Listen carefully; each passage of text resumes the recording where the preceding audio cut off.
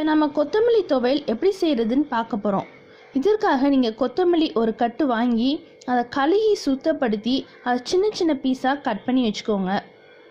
ரொம்ப சின்னதாக கட் பண்ணணும்னு அவசியம் கிடையாது, ஏன்னா நம்ம இதை மிக்ஸில் தான் அரைக்க போகிறோம். அதனால் சும்மா மீடியமாக ஓரளவுக்கு கட் பண்ணால் போதும். அடுத்ததாக ஸ்டவ்வில் ஒரு பொரிக்காஞ்சட்டியை நீங்கள் எடுத்து வைங்க. இந்த வாணலி சூடானோடனே அதில் கொஞ்சம் எண்ணெய் ஊற்றுங்க. கொஞ்சம் வெயிட் பண்ணுங்கள், அந்த எண்ணெய் சூடாகிற வரைக்கும். சூடானதுக்கப்புறம் தான் நம்ம கடுகு போடணும். இந்த எண்ணெய் சூடானோடனே அதில் கொஞ்சம் கடுகு,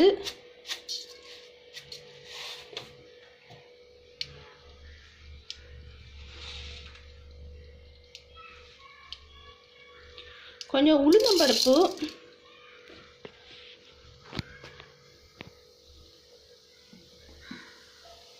ரெண்டு பல்லு பூண்டு, மிளகாய் இதெல்லாம் போட்டு வேக விடணும்.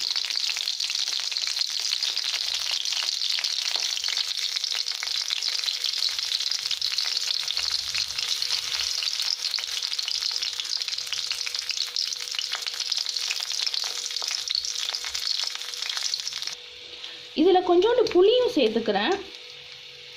இது கொஞ்சம் வெந்ததுக்கு பிறகு நம்ம கழுவி சுத்தப்படுத்தி வச்சுக்கிற அந்த கொத்தமல்லி இலைகளை நம்ம இதில் போடுறோம்.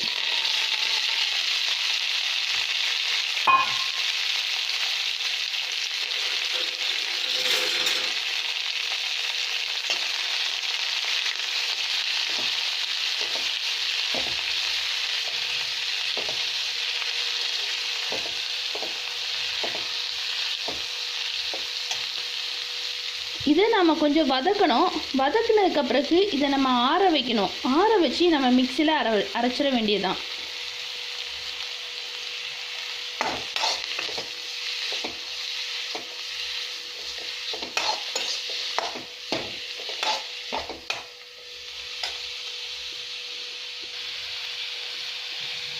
இதில் கொஞ்சம் உப்பு சேர்த்துக்கிறேன்.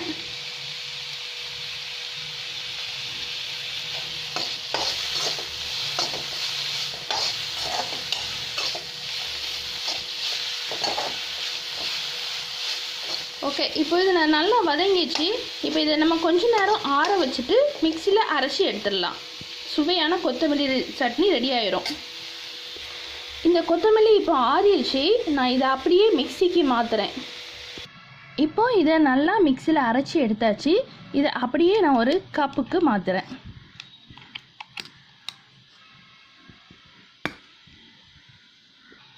இப்போ சுவையான கொத்தமல்லி துவையல் தயாராகிட்டு. இதை நம்ம இட்லி, தோசை எல்லாத்துக்குமே பயன்படுத்தலாம். இது நமக்கு ரொம்ப உடலுக்கு ஆரோக்கியமானதும் கூட.